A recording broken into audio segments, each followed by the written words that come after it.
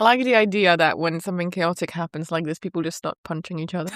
Like, yeah, it's true. did you see that they were punching this like guy who was just hanging there, like literally hanging? I do think that's Like, why were they punching him? I really do think that's contrary to what actually happens in real life. I mean, maybe this is a different scenario because it's something that's going to elicit far more panic. But I've never lived through an apocalypse, so well, we lived through COVID, and like, do you remember like standing in line at Tesco? I don't remember anyone like fighting people over the toilet paper. Do you remember this?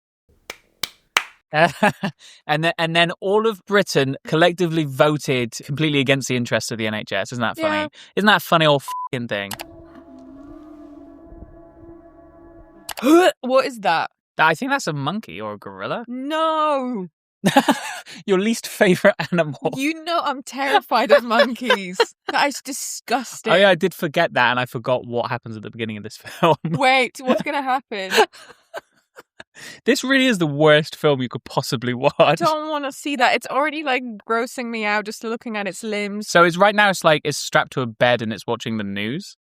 I forgot what the context of this. I remember what this is leading to. But I Isn't can't the remember. virus from a monkey and the monkey's going to attack people? I am not. I'm not at liberty to say. I literally feel so disgusted. It's not even that like I'm terrified of monkeys. I mean, I am, but also like they just gross me out so much. It's uncanny because they're so human-like, but also disgusting. I'm sorry. People post those videos online. I was like, oh, look, it's a cute gorilla and it just wants to see your baby. That gorilla is not looking at my baby. That's disgusting. I'm sorry. It's like the beginning of that Cadbury advert. Do you remember the Cadbury advert? No, I don't, because I didn't grow up. This actually, finally, we've got something to talk about that's related to British culture. There's a really famous advert for Cadbury's chocolate where it's a gorilla. You look so uncomfortable right now. It's a really nice advert. There's like a gorilla at like a drum set. Why? And what's that song? How does it go? I think it's a Phil Collins song. I can feel it coming in. And then when it gets to the drum bit, he goes do do do do do do do do do. Looks like that gorilla. I don't want to see that ad. We haven't even got to the zombies yet, and you are cowering in fear. You're literally like watching it through the cracks in your finger. That's so funny. I think I'd rather the zombies. Now, the worst thing would be a monkey that is also a zombie. Right? Shut the That would be the worst thing. When I said about Jordan Peele's movies, there's only one that I don't like. Oh, and it's literally it's the one with the monkey. gorilla in it. Yeah, because it rips off the woman's face. The chimps are infected. Infected with what? Rage. I'm not a scientist myself, but what's the point of infecting a chimpanzee with rage? Science? But what kind of science? Rage science. I think it's like it's feeling rage right now. It's like it's definitely looking angry now that we injected it with the rage. Like, I think it worked. Like, what's the point? Why don't you infect it with kindness or something? Damn straight. You could infect some humans with that. One bite! Stop! You've no idea! I love that the zombie apocalypse, and therefore the apocalypse of like the entirety of the UK, is that basically PETA broke in and like let one monkey loose. Yeah. And that's what caused it. And this doesn't come up at all in any of the other films, by the way. There's a blast from the past. Public telephones. And Costa Coffee. Yeah, that's so funny. So right now he's trying to ring someone on a like a payphone. Is that what's called a payphone? See, I'm too young that I don't even know what it's called. Have you ever used it?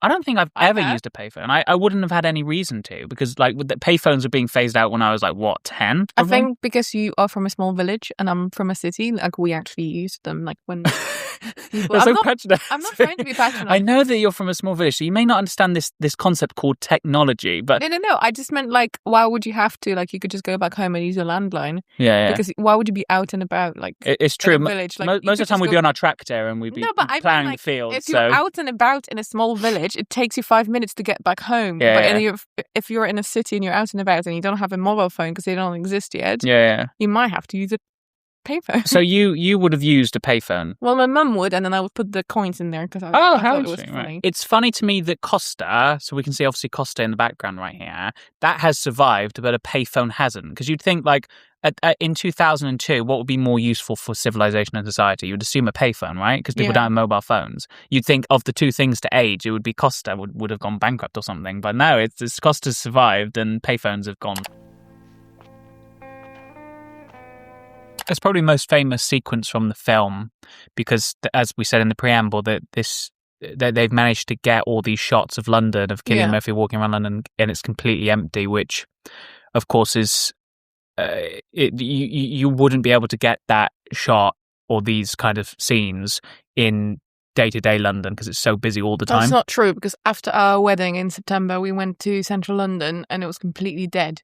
It was dead in the sense that it wasn't busy. Shut up. But it wasn't like this is like completely empty, and it's shocking even that I know that they filmed this in the early morning, but it's shocking they managed to get these kinds of shots because I assume that they cut it together when they managed to find some, an appropriate time for each location. But we're going around very famous parts of London now. It's all within a sort of close proximity to each other. The fact that they managed to get it is really, really impressive. I mean, especially because outside of Big Ben and Parliament, that bridge is packed all the time, even in the early hours of the morning. So, I mean, it's amazing that they managed to get all that. Maybe on like a Sunday or something. Everyone was in church praying. Yeah. It is very reminiscent of like COVID London. I mean, I wasn't here when COVID was happening, but it like the images and stuff. I believe that there was a resurgence in popularity with this film during COVID because it is very like, it's weirdly prescient. COVID-esque. It's weirdly COVID-esque. That's a better way of putting it. I know the other movie. What was that movie called? Also about like a virus. Contagion. Yeah, people were watching that, and it's just like, why are you doing that to yourself? I guess it felt kind of cathartic, and like you could project onto it. I mean, so few things now have been made about COVID. I think there's sort of a widespread taboo against making things about COVID. What's that channel on TV? Channel 4, is it? Who always makes like movies about. Yeah, they always like before they even happened. Yeah, they did like one about Agatha Christie and things like that, which is just so ridiculous. Also like I was thinking about with Benedict Cumberbatch. Yeah, they did a Brexit film before Brexit even happened. Yeah, they did it about the referendum before Brexit had even like finalised, which was ridiculous. That's what I mean. The irony is that Cillian Murphy's character has come out of St Thomas Hospital, which is on the bridge of Westminster, and that outside of St Thomas Hospital has the COVID memorial wall where people write the names of people who they know who've died of COVID. Yeah, I actually went there a few days ago, and it's kind of an apt thing that's where he's come from. Butter. Speaking of Catholic trauma, yeah, he's just walked into a Catholic church, and they're all obviously. How do you know it's a Catholic church? I presume it's a Catholic church because. Just the architecture of it looks Catholic. Yeah, I was going to say. Yeah. The windows as well. Mama didn't raise no fool. They died peacefully. You should be grateful. Not grateful. It's nice that this moment exists in this film because obviously this is a film that's very like obviously these zombies are like ravenous and rabies like they're really like they're not the slow moving one. So this is a very like fast film because of that. Yeah. And also the filmmaking style is very fast, but this is very like obviously quiet scene. Can I also just mention that I just looked up who Danny Boyle is, and that guy has the strangest filmography ever. Yeah, I thought this like he did this Trainspotting. Yeah, then Slamdog, and then Sunshine, which is a science fiction film, and Steve Jobs. Oh yeah, Yesterday. Yeah, Yesterday. And 127 Hours.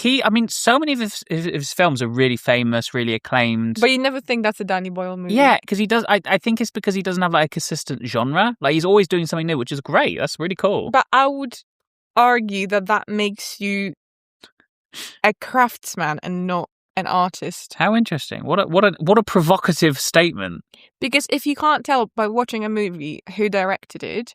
Do you think that's an interesting? If it's someone who has, who's made more than 2 movies, I think, then you can start seeing their style. Yeah. If I can't see it, because I've seen multiple of his films, never knew he directed them. He doesn't have as consistent a style as Christopher Nolan, for instance. I was thinking Yorgos Lanthimos as well. Yeah. Even Greta Gerwig, she's made like 3 films, but like the way she writes those movies, like you can tell it's a Greta Gerwig movie, even though they're completely different genres. That makes sense, yeah.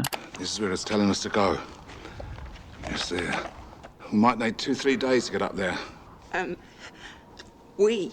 The dad, Yeah. I know he's a goner. Yeah, I just know he's gonna die. Interesting. He looks like someone who would die in a horror movie. And Cillian Murphy has got like beginner's luck. Yeah. He is quite new to all of this. Protagonist yeah, shield. she might die, and I think the kid might survive. I really like this film because I think what I appreciate about it is how much it gets from so little budget. I think it's like a fine movie. Yeah, it's yeah, just yeah. like so not for me. Yeah, I get that. That like, it's like with rom-coms. Like I really like rom-coms, but I know they're movies. Sure, yeah. Do you know what I mean? Now would be a really good time to plug our Letterboxd accounts. Follow us on Letterboxd. Go follow me on Letterboxd in particular. Do you think they're infected? No. Funny for a film that blames the apocalypse on PETA to also have this scene with the horses running through the fields as if it's like nature is restoring, you know, it's restoring back to before humans ruined everything kind of thing. I don't think that's funny. It's not half funny. No, because like PETA, isn't that what they're kind of trying to do? Like, you know, like, isn't that what they're saying? That like it's the humans who ruined everything? Yes, I suppose. I guess you've got, they like- won, didn't they? Yeah. Just feel very lucky to have found you. You were lucky. The fire drove hundreds of infected out of Manchester. Is the implication that like the entire world is fine? It's just the UK. Yeah, basically, and that's carried on into the sequels as well. That Britain has just become diseased, and everywhere else is just kind of ignoring them. Very similar to what's happening in real life. Yeah, I was gonna say, isn't that a metaphor for what's actually happening? I promised them women. Because women mean a future. One of the reviews that I saw on Letterboxd said things that are worse than the zombies, and it just said men. Well, that's, I suppose, would be the point of the film, right? Yeah. Often is the case with these anything to do with monsters at all. The Yeah. general point that's being made is usually that the Men are the worst. men. I mean, men in this sort of universal human sense, but No, also I mean it in a men. also kind of men, way. the gender and, you know, sex. Yeah. When you really think about it, how much of a threat have the zombies been in this film? Like to the main four. Not really. Obviously, It the was dad just- character yeah. died, but then the other three, the only threat to them now is other human beings, which of course But is the the point. dad dies, but it's not even because he was attacked by zombies. It was just a coincidence, like Yeah, a really yeah, yeah. terrible, sad coincidence. Do you think he saw us this time?